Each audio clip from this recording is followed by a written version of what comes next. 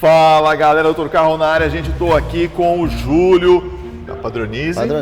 Novamente em Chapecó. Terra boa. Santa Catarina. Você já viu o vídeo sobre comando, sobre tampa de válvula, sobre cabeçote, pasta de ajuste? Se você não viu, tá o link aqui embaixo, tá?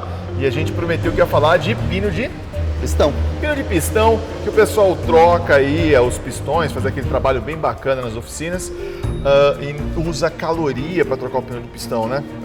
Usa realmente caloria, ou às vezes em falta, ou às vezes em excesso e acaba gerando graves problemas aí. Bom, você pode perder as suas peças, pode ter um problema muito grave de quebra de canaleta, de quebra de anel, a própria quebra do alojamento do pino acontece. Nós temos um índice grande, e às vezes não só de quebra, como de ele excede a dilatação e não volta mais. E aí o pino acaba soltando em funcionamento, pega no cilindro. Logo depois da vinheta a gente volta com alguns segredinhos para te ajudar no dia a dia, amigo reparador. Já já.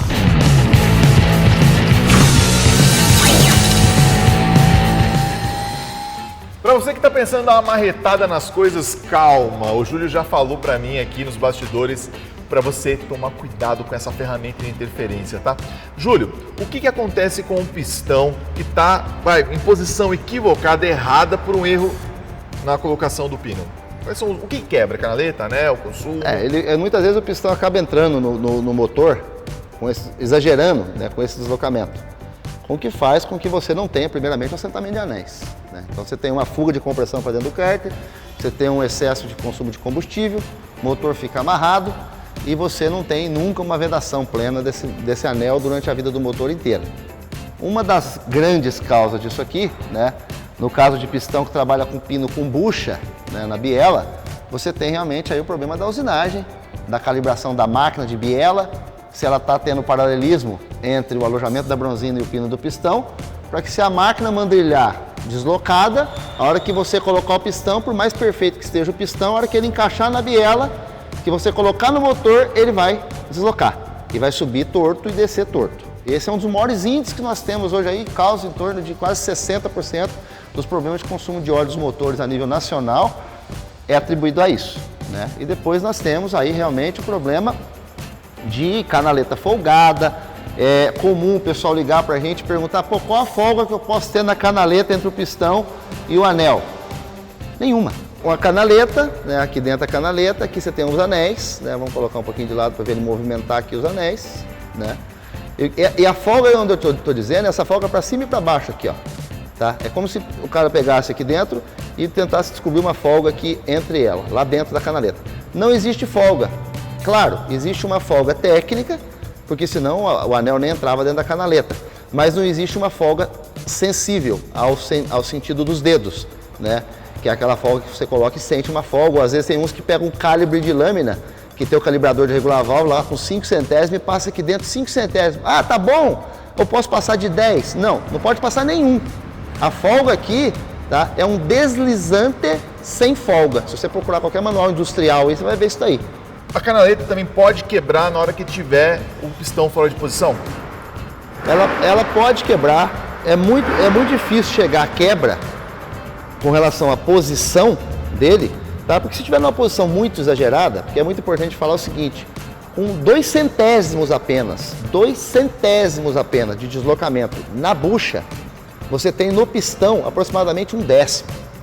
Putz, para consumo de óleo isso é um monstro, mas não vai chegar a quebrar a canaleta. E o que quebra a canaleta? O que quebra a canaleta basicamente é um excesso de torção, aí você vai estar falando em décimo, em 2 décimos, onde ele pode arrastar a canaleta, tá?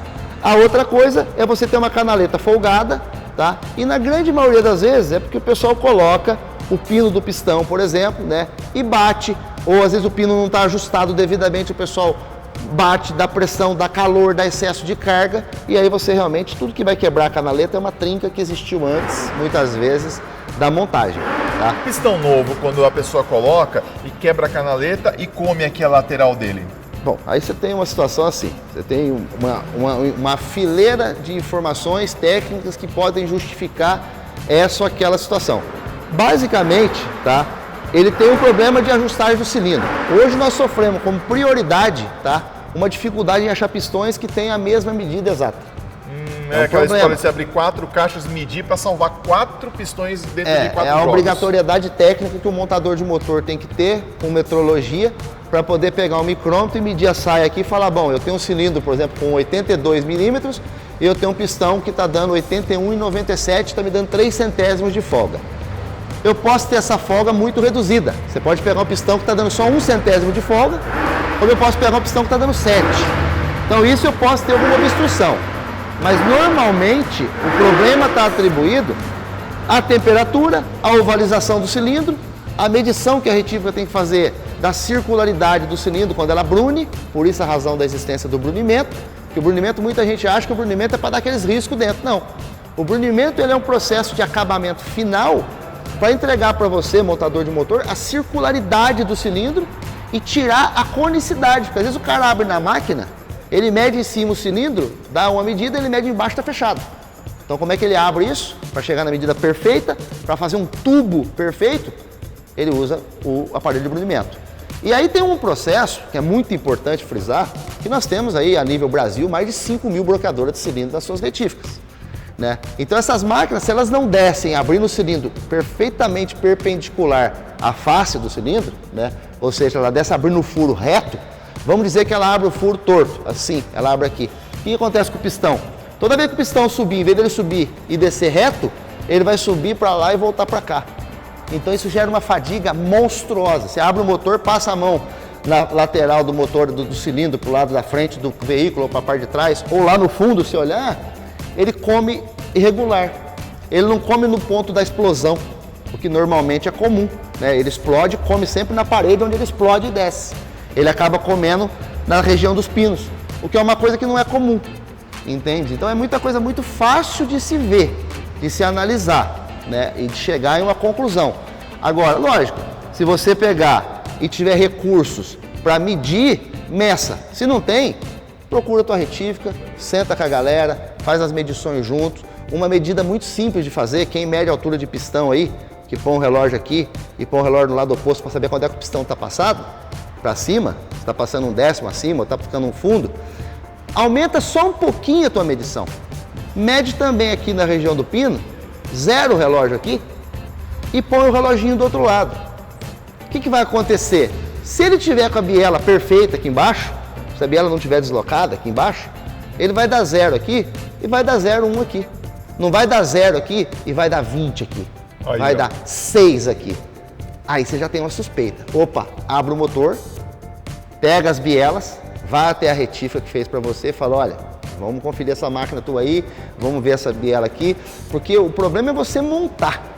Depois que você montar, a retífica tem problema, você tem problema, o distribuidor tem problema. Não é bom pra ninguém. E o cliente, coitado, tá lá sem saber de nada. E no final, juridicamente, quem é o responsável é o mecânico, não é? Ele tem que ser o fiscal da coisa, não é? Efetivamente, é uma situação que a gente tem que...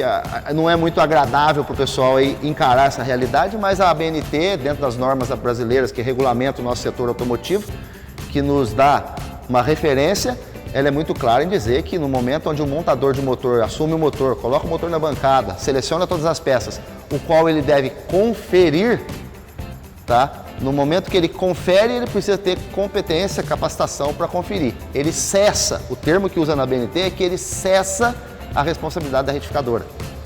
Entende? Então, antes de cessar... É contigo, amigo mecânico. É você o responsável, você é o fiscal da retífica, do que a retífica faz. Agora, vamos direto pro assunto. Uma observação importante. Você é responsável pela retífica, pelo que a retífica faz, né, no momento da conferência, mas também você é responsável pelas medições. No vídeo de comando de válvula e cabeçote que nós fizemos, que o Thales comentou no início, a gente fala sobre um comando novo que a gente coloca no bloco, e eu coloquei uma observação importante. Ele foi aferido completamente antes de ser colocado em teste. Então você é responsável também pelas peças novas. Então, tá vendo? Além de você mandar para a retífica, você tem que saber medir tudo. Tudo. O pistão é novo. Pela BNT. Exatamente. Tá vendo? A gente pensa que não, o problema da retífica, na hora do jurídico, na hora da frente do ombro da capa preta, você tem que segurar o tranco. Na frente do ombro da capa preta, ele vai olhar a BNT, gostando nós ou não. Então... E aí, vamos para esse laser aqui. É uma dica simples para você ter sucesso. Bora lá. Legal. Então vamos lá, Júlio, para a prática do negócio. Nós vamos trocar um pino de pistão e eu não quero ter dor de cabeça, eu quero ter sucesso. O que eu faço? Bom, nós vamos fazer o seguinte. tá? Aqui nós estamos com o pistão, que é um pistão colocado a calor, correto? O que você faz com toda tranquilidade, toda segurança? Primeira situação, tá? É você ter certeza, no caso de um pistão, tá? Que ele está com o pino livre. Você vê que esse pino aqui está enroscando, ó, ele enrosca, ó. Eu estou puxando aqui, ó, ele está enroscando, ó. Ele não é um pino que vem deslizante, correto? Ele não se desliza, tá? Então, o que eu tenho que fazer? Eu tenho que primeiramente trabalhar isso aqui, tá? Se é um pino que vai pôr um pistão, alguma coisa que você está mexendo, normalmente é pistão novo, mesmo novo, você tem que fazer a medição, tá? Então você vai pegar um micrômetro, vai medir a ponta, o meio e a outra extremidade, vira ele 90 graus, mede de novo para ver se não tem ovalização e nem está cônico e também se a medida está certa. Porque uma coisa ele está enroscando, está duro para passar, a outra coisa ele está caindo. Você pega aqui, coloca, vira ele passa de um lado para o outro e cai. Ele não pode estar nem duro e nem caindo. Ele tem que estar com deslizante, né? Que você empurra ele, ele vai livre, tá? Não é fazer força. Porque o que acontece? A hora que ele aquecer dentro do funcionamento do motor, tá? Aí sim ele vai encontrar a folga perfeita dele, a penetração de óleo, tudo. Então fica a dica aí, quando você colocar, você precisa trabalhar ele aqui, né? Se for um pistão novo que você medir aqui, o pino, zerar o súbito, que é essa ferramenta de medição, né, universal aí para medir furos com relógio, que você medir, correto?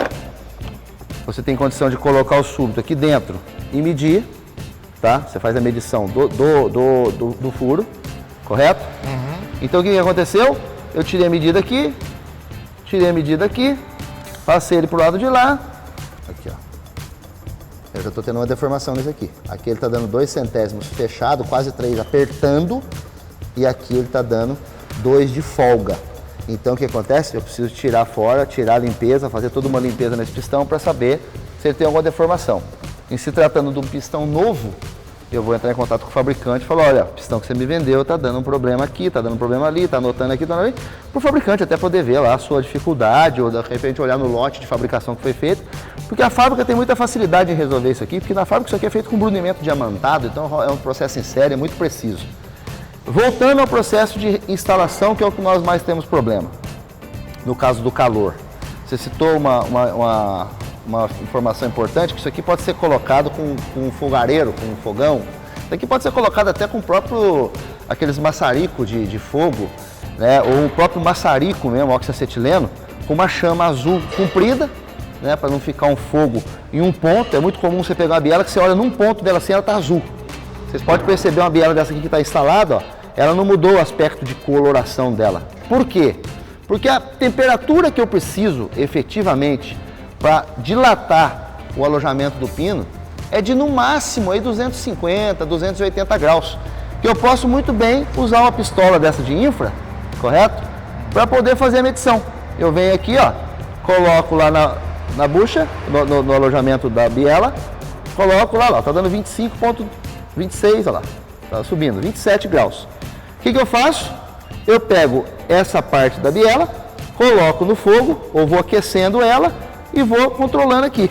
Muito rapidamente ela vai chegar em 250 graus, que é o suficiente para eu ter tempo de tirá-la do fogo, correto? Colocar o pino, o pistão já vai estar posicionado na posição certa, que acontece muito isso, o pessoal coloca na posição errada, ou coloca virado, ou coloca que o pino está meio travando, quando ele pá, que ele coloca, o pino não entra, ele trava o pino, aí já é tarde, não dá mais tempo. Se ele colocar virado, ele tem que tirar. No tirar ele pode quebrar o pistão, que acontece muito isso também. Então o que ele faz? Ele coloca o pistão na posição certa, olha a seta, tudo certinho, coloca tudo bonitinho, aí pega a biela, faz o aquecimento dela, controla a temperatura aqui com infra, atingiu 280 graus, passa aqui para ver se não está muito fora, não aquece daqui para baixo, por favor, tenham cuidado de não aquecer daqui para baixo, é só daqui para cima, é só o olho dela, então vai passando o maçarico aqui, bem girando, ou põe num fogão aí, pode ser até um fogão comum mesmo, tá? É até melhor, que o fogo é mais lento, você coloca só o olho ali na ponta da chama e deixa ali, vai virando, deu 280 graus, deu. Você pega a biela, coloca a biela aqui dentro e de uma movimentação só você pega e aperta. Pá! Cruzou, encosta a biela aqui e tira a mão e deixa se esfriar. Em 5 segundos aproximadamente, a biela já gruda no pino e aí você está tranquilo. Quer dizer, se você não ultrapassou os 280 graus, 250 graus, você não dilatou excessivamente. Não precisa azular, o pessoal azula a biela, vermelha a biela, a ponto de ter uma temperatura de 600 graus, 700 graus. E aí o que acontece? Ela expande e não volta mais até a mesma pressão. Onde acontece do pino acabar se soltando, com ela em movimento e raspando na parede do cilindro e abrindo um buraco na parede do cilindro. O pessoal que não conhece, isso aqui é o cilindro, tá, gente? Vai pegar o pino aqui, ó, e vai fazer um regaço. Aqui. Exatamente. Aqui, por exemplo, nós temos o pino que vai, esse pistão que entraria aqui, né? Tá? Então imagina você aqui, deixa eu pôr o contrário que é mais fácil vocês verem aqui. Então eu tenho aqui o pino, ó. Olha o que acontece, o pino sai, ó. O pino trabalha normalmente lá dentro, né? Ele trabalha lá dentro, embutido lá dentro, então não tem risco nenhum. Se ele sai, correto? Se ele sai aqui, ó, olha o que acontece. Ele vem aqui, ó. Detona o negócio. Detona, ele pega no cilindro aqui, ó. Ele pega no cilindro por dentro lá, ó. E abre um buraco aqui dentro. Entendeu? Isso, infelizmente, acontece muito ainda, né? Então, só ficar bem atento a isso daí. Então é isso aí, gente. Grande dica do Júlio aqui. Temperatura. Você pode fazer um processo simples, porque calor, não importa se é uma resistência, ou se é por indução, ou se é por chama até mais controladas. Por indução, a temperatura despiroca, né, Júlio? O problema da indução é que a indução ela tem uma força muito grande. E o termômetro, ó. O problema, assim, uma coisa importante que você colocou, dá licença só um pouquinho, é importante demais o que você disse. O processo de indução, a gente tem acompanhado aí toda a América do Sul, o pessoal fazendo montagem de motor e colocação de pino com calor. O pessoal pega uma biela, tá? Vamos pegar uma biela, tá? Dessa aqui. Essa aqui é com bucha, mas só para o pessoal ter ideia. Então vamos dizer, né? Eles colocam na máquina de indução, vamos dizer que aqui está a indução, o indutor, tá? O pessoal, ao invés de colocar aqui, bem assim, correto? Tá? E depois chegar para lá um pouco, para testar e fazer a medição, e chegar toda a biela até 300 graus, que seja uma coisa. Normalmente eu chego em empresa, o pessoal põe a biela lá no fundo. Aí pega outra biela e põe outra biela para ganhar tempo. Duas bielas. Aí ele pega essa biela e vai colocar. Quando ele vai colocar que ele volta para pegar essa aqui, é que o pessoal não mede a temperatura. Eu já cheguei a pegar a biela, quando eu fui medir a temperatura aqui, ela estava em 800 graus.